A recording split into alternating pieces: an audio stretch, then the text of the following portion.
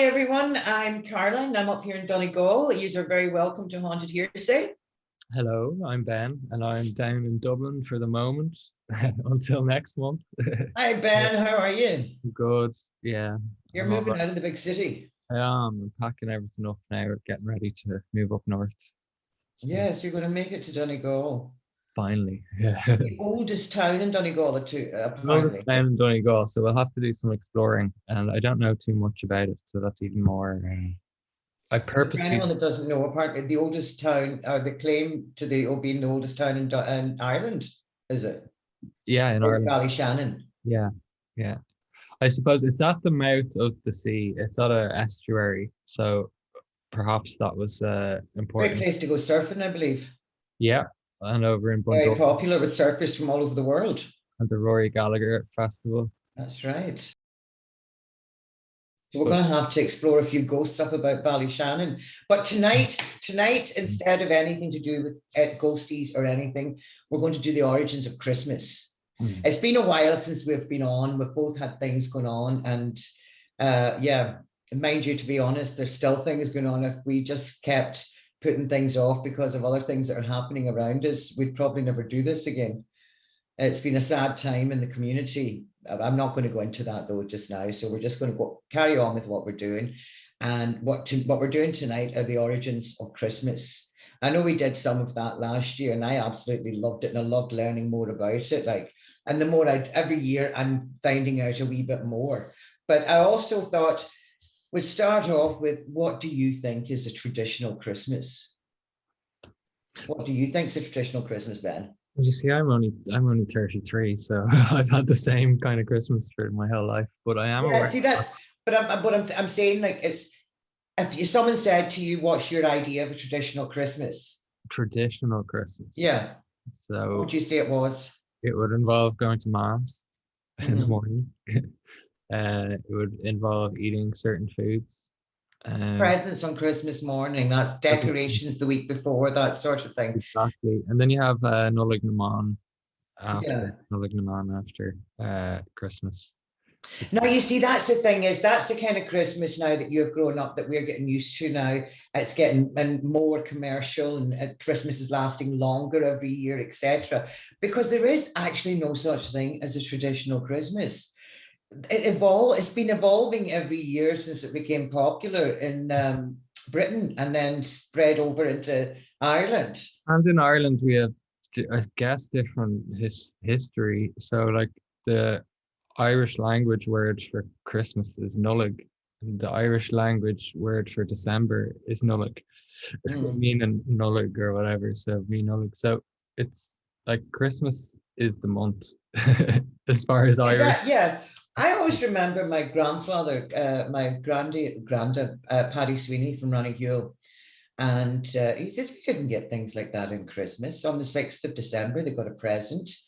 They hung holly over the door for the week of Christmas, for the Holy Week, and lit a candle in the window for, the people that they knew that had passed on, etc. Yeah. And that was pretty accept. That was normal. It wasn't that they were doing without Christmas. Christmas wasn't celebrated here the way it is now. Right, in fact, right up until the 30s and 40s, when it really started to take off here Yeah. and become more like sort of more like the English. Having said that, it was actually really, I'm saying that now, I know that the tradition spread over from England, but I'm jumping ahead of myself. I don't want to go that far yet.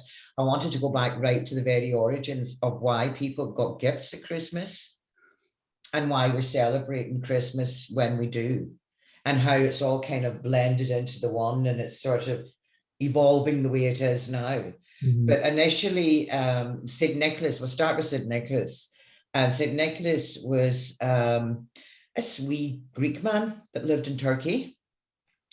And he wasn't particularly well known for doing good deeds, but he was known to be an honest man and hardworking and stood up for people. And apparently there was some family that were going to be made homeless, so they were starving, and the parents had to sell off the daughters or whatever, to keep themselves alive. He heard the news, decided to help them out. It happened to be the Christmas month. And he went and paid their bills for them and gave them enough money to see them through for the next year. And his generosity, because he didn't know the people, you know, the rumors of it started to spread far and wide. And it's like, well, maybe he might help me. But his answer to it was, well, I mean, if you can help somebody else, you do it. Maybe you'll need help, you know, at another time.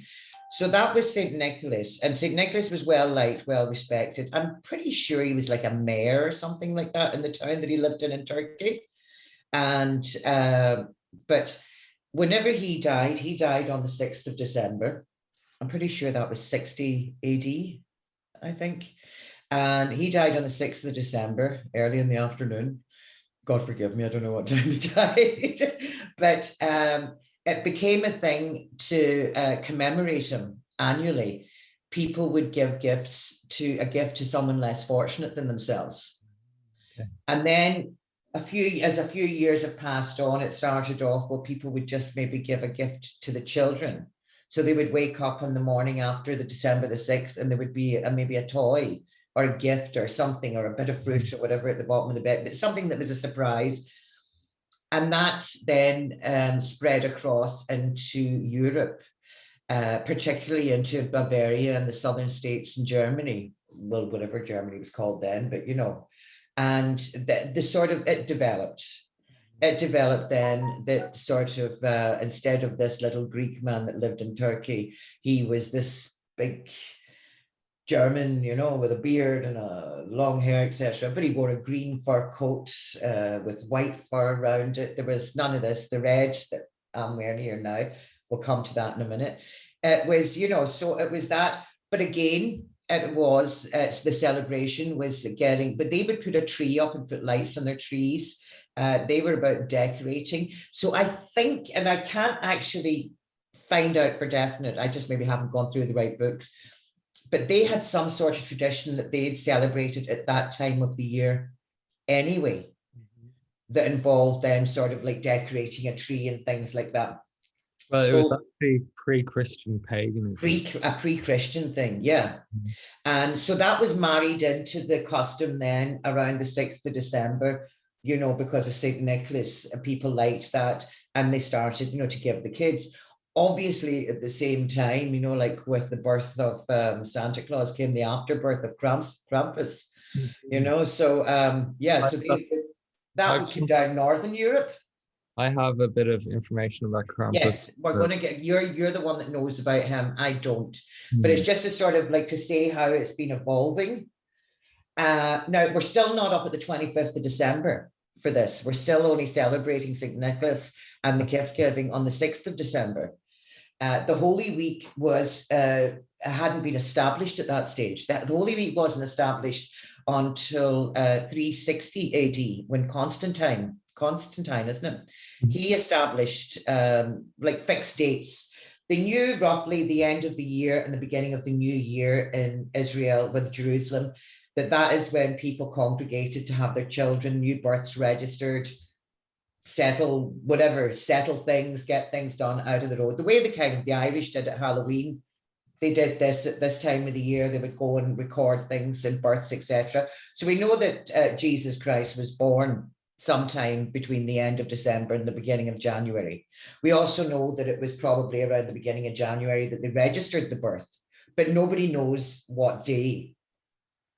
So it took them a while, and it was scholars advising Constantine that advised that the most acceptable one was the 25th, because it wasn't exactly at the end, but they couldn't be specific. So they settled on the 25th.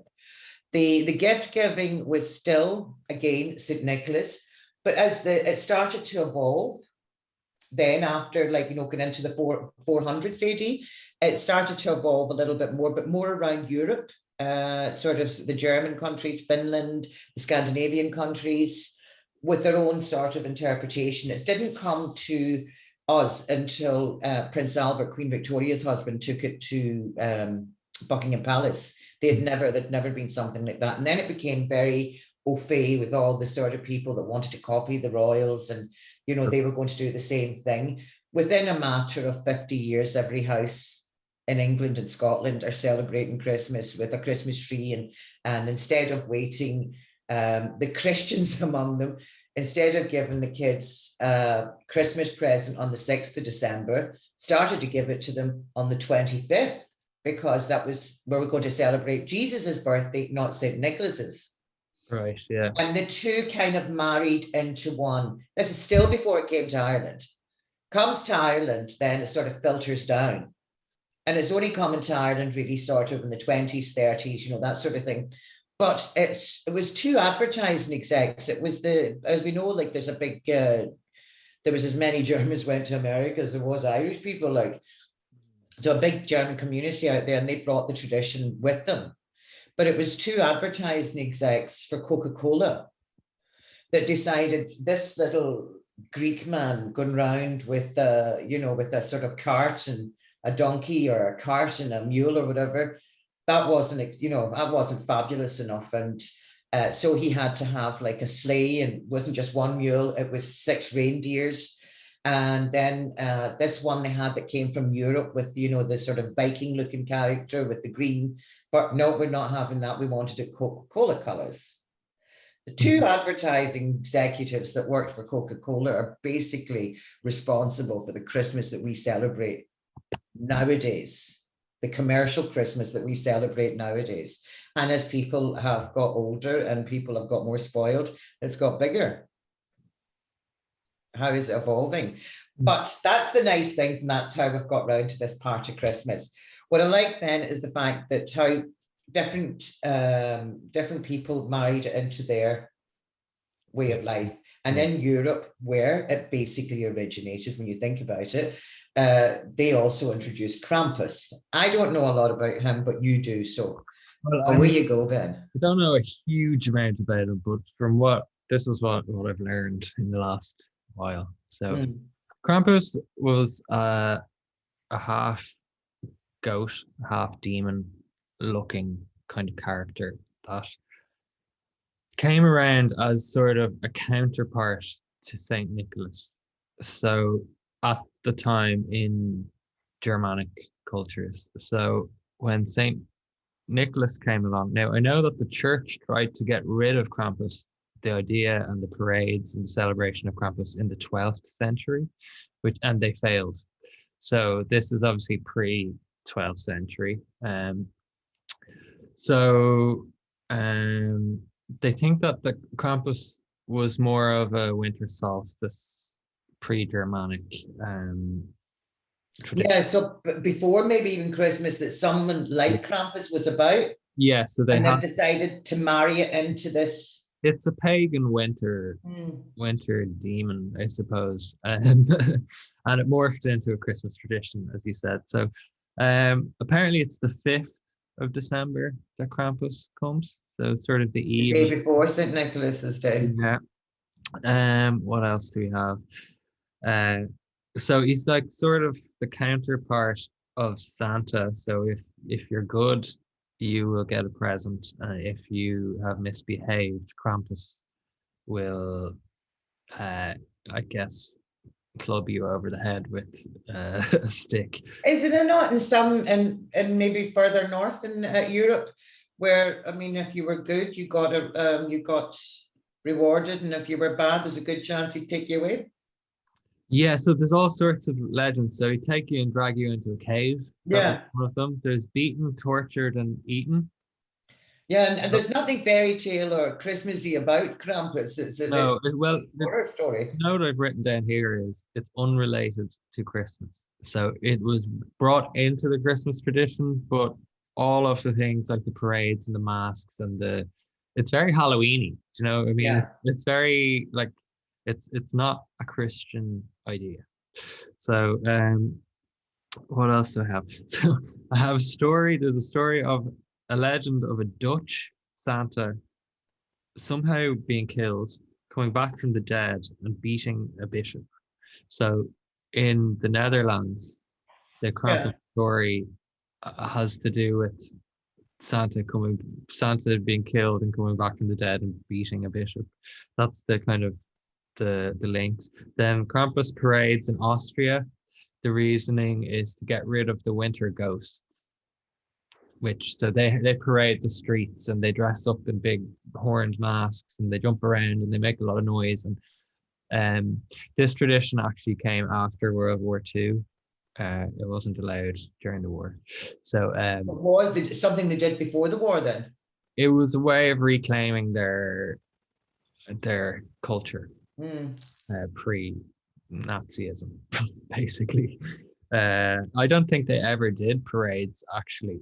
Well, they did, but a long time ago. And then they do them again now today, in Austria on this. So they would have done them on the 6th, I suppose, 5th and 6th. Okay, and then I have one more little note about how Krampus evolved and actually moved over to America. So, and there's a couple of movies out at the moment, Krampus movies. So it's becoming a lot more in the kind of public sphere. Christmas horror movies. Obviously, I actually saw Krampus dolls made from a paranormal group that were trying to flog them in America online for Christmas this year, Krampus dolls. And I thought, wow, there's, it doesn't belong taken off. Yeah. So just the last thing I say is post-Reformation, there was a version of Krampus, I think it's Dutch, called the Peltschnickel. And the Peltschnickel is a Krampus that is a bit tamer. It's not going to drag your children into a cave and beat them to death. But it was brought over to America with the Pennsylvania Dutch community. So do you know the way there's Germanic and Amish? I don't know if they're Amish, but Pennsylvania Dutch, they speak their own kind of Germanic language over there, and they're it's kind of like a mix of Swiss German and German, yeah. Kind of thing. So anyway, they brought Krampus over to America. So in their Christmas tradition, they also have a Krampus, but it's called Peltschnickel. So. Right. I see. What do you know? Another. Sorry to interrupt you. No, you're fine. I was just going to say I was in Dunlo today and I was speaking to this girl from Argentina, and it's Navidad in Argentina, Father Christmas, but she couldn't really tell me an awful lot about the origins. Yeah. I think there's more in Argentina. Argentina. I couldn't say that there. Argentina. Spanish origins. Yes. Which again would have come from Europe. If you don't mind, I'm going to run away for 10 seconds and grab a photograph. This is very sporadic, but I was cleaning out my bedroom last night and I found a photograph of Santa in Spain. So, right, okay, go and bring it in.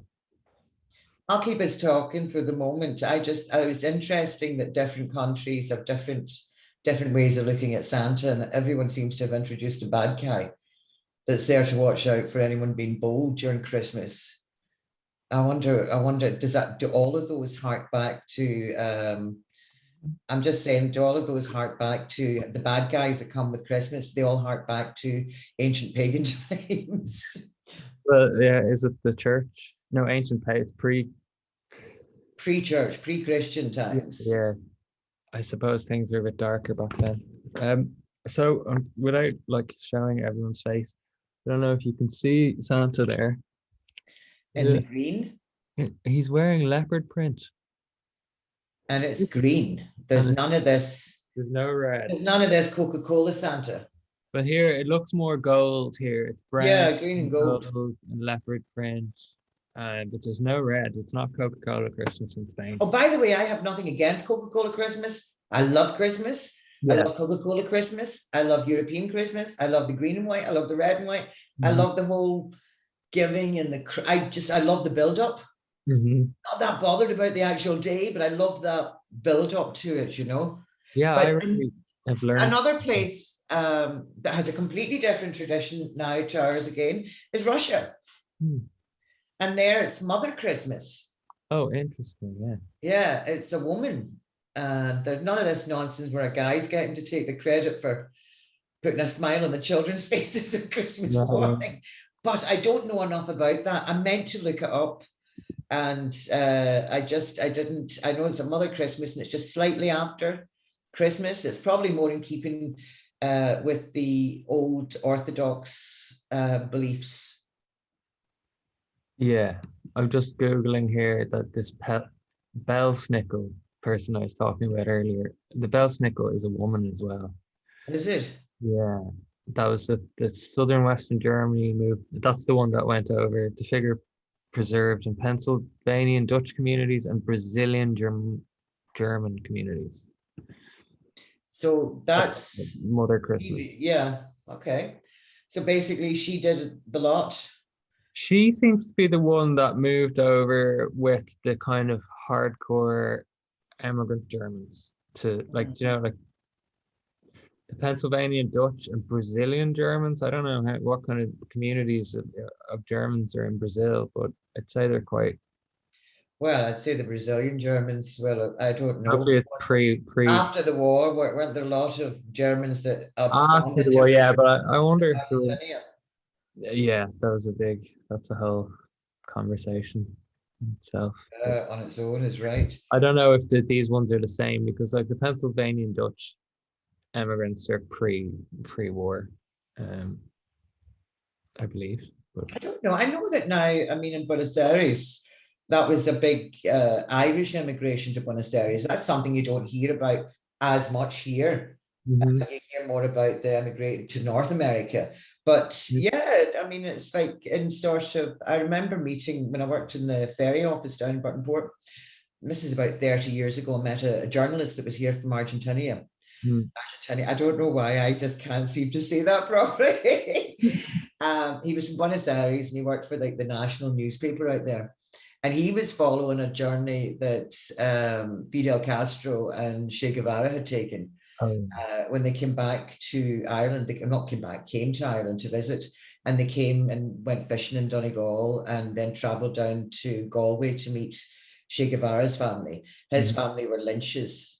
And I think they had a connection in Donegal and a connection in Galway. I know the grandmother was from Galway and she emigrated to Argentina. And then her daughter, who was born and brought up there, married a Guevara.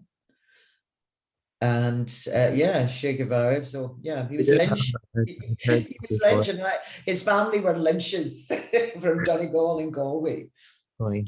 Yeah, got Yeah. sidetracked. I got sidetracked in that one. But it's just the different people, the different ways of people. They're integrating their own Mm. sort of wee traditions that they had maybe at the same time of the year into this sort of Christmas one that's evolving all over the world now. And I, it is evolving. I think the Christmas that we celebrate now is probably like American Christmas. Yes, But absolutely. in Germany, I'd say they're still celebrating German Christmas. You know, like I think their traditions are strong. Like if you go over to Eastern Europe or Germany, it's all Christmas markets. They have their own Oh, very, I'd very. love to go to, I mean, I've been to Germany a few times, but I would love to go to a Christmas market. Absolutely love everything about it. You know, it's the oldest origins. Mm. That it was celebrated sort of with the trees and the, you know, and the sort of singing and, you know, they definitely married their traditions into the gift giving and the celebration of the birth of Christ. It's I mean, small. it is all based on Christian origins. Yeah, yeah.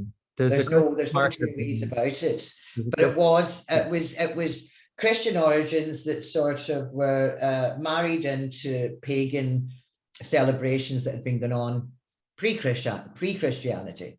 Mm-hmm. So that's There's a yeah. Christmas market in Belfast. It's quite Is good. there? Yeah, it's not huge, but it's good. You know, the stuff they sell is really I nice. actually seen one over outside Shenogs on my way home from Dunlow today, and I was going to stop, but I was freezing. I thought I must go over tomorrow and see if it's still there. And that's the first time I've ever seen one here, and it looked fab. Yeah. So I mean, I love this. That's what I said at the very start. What is a traditional Christmas? We don't know because it's evolving Yeah. every year. And so things like maybe Christmas markets that have been in Germany and your other Northern European countries, etc., for 1,000 years, are really only trickling down here. now, and we're starting to get that, but it's evolving. I don't like the idea of it getting so big. It's now not just, well, obviously it's not been just a gift giving on the 6th of December for a long time, but it's a long old month, and it's getting even earlier here. Yeah, I mean, It feels like there won't be the same magic. I don't know. Maybe I'm wrong. I think a month is a long time celebrating I think Christmas. so, and I think if it's tough for people who don't have money, or Yes, exactly. it's not an easy time for a lot of people, especially the more commercial it gets and that kind of thing. The more I still remember a lot of my Christmas gifts as a child, and the reason I remember them is because it was such a big deal to get them. Yeah. And it's funny, I've told you this before, I've said this before, and I've said it to Jamie as well, that when we were young, it was, you got an annual. And for anybody under 40, well, I know you might know what an annual is, that doesn't know what an annual is, it was a bumper comic that you got in hardback at Christmas. So that was something that was a staple. Pajamas, slippers, selection box, and one good present, one good toy. And you couldn't wait. I mean, literally, Christmas Day would be passed in our house, and we'd be sitting and Boxing Day going, what are you getting next year? What are you getting next year?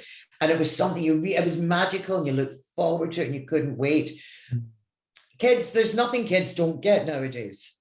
That same sort of anticipation.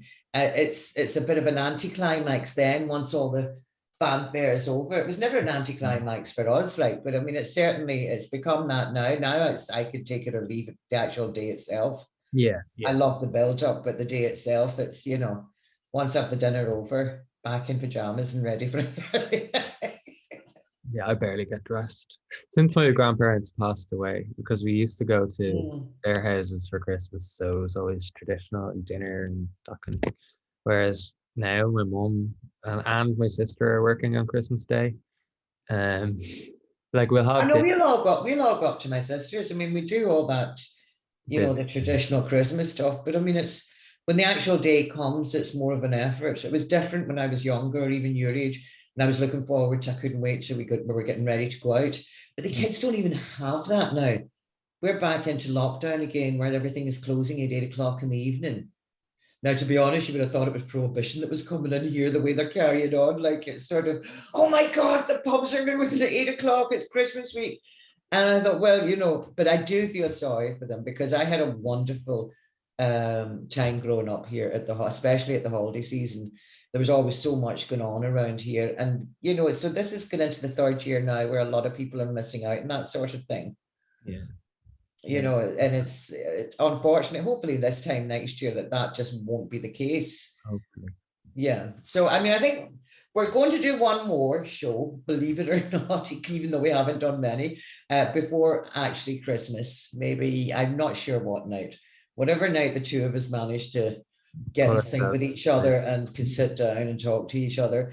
And so I want to wish everyone a Merry Christmas from me. And from me as well. And we will talk to you just before Christmas, and then we'll take another hiatus over Christmas. That should probably involve too much eating and too much alcohol. And me moving house. And you moving house. Yes, absolutely. All right. Listen, Hawaii, and thanks for listening to us again. And don't forget to like and subscribe and share. Please do. And we'll chat to you soon. Hawaii. Hawaii. Slow live.